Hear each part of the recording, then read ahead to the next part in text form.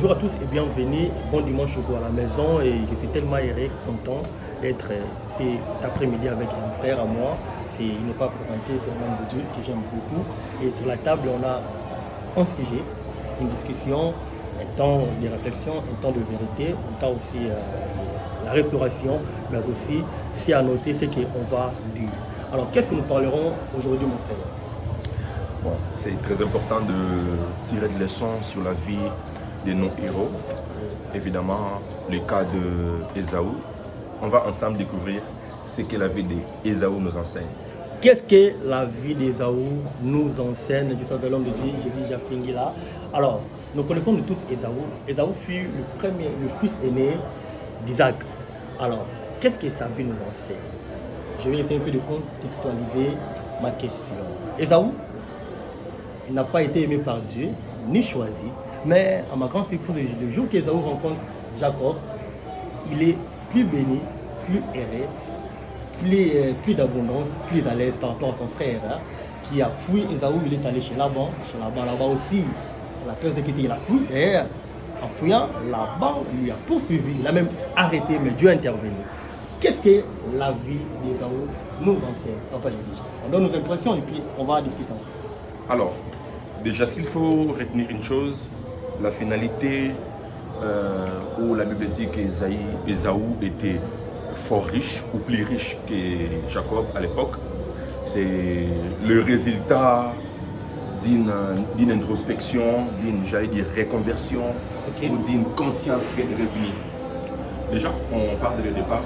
La Bible dit que dès le départ, leur mère Rebecca a remarqué que les enfants s'est heurté dans les ventres. Oui. Et ça fait que des nations dans les ventres déjà se combattaient.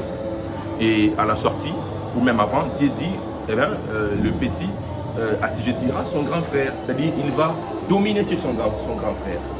La maman a la révélation. Maintenant, lorsque les enfants sont sortis, la maman aime les petits parce qu'il a la révélation. Et le papa aime Ésaü, le grand frère, parce que c'est un chasseur habile, parce qu'il l'a mené à manger. Ok.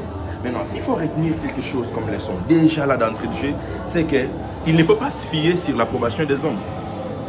Son père l'a aimé. Attention, mais dans le cas de Jacob, c'est Dieu qui a aimé. Évidemment. Et dans Romains chapitre 9, hein? Évidemment. J'ai aimé. Dieu a aimé. Voilà, Dieu a aimé. choisi.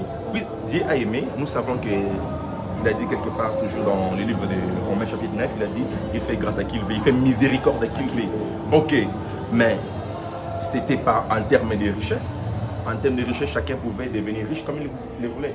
Cependant, le choix de Dieu, c'était par rapport à la descendance ou la lignée que Christ devrait passer. Voilà pourquoi Dieu s'est choisissait déjà une lignée. Il a essayé un peu d'avoir une lignée, bon je ne dis pas sans tâche, mais une lignée où lui-même a quand même conservé.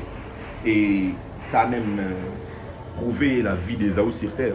Il n'a pas été un modèle, il n'a pas reflété ce que peut être un enfant de Dieu. Comment ça s'est passé? Ésaü n'a pas eu un comportement correct. Déjà, il a vendu son droit d'aînesse à cause de Matembele.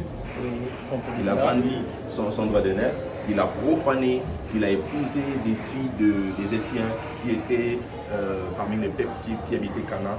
Et c'était des peuples profanateurs. Mais Ésaïe les a appris des femmes.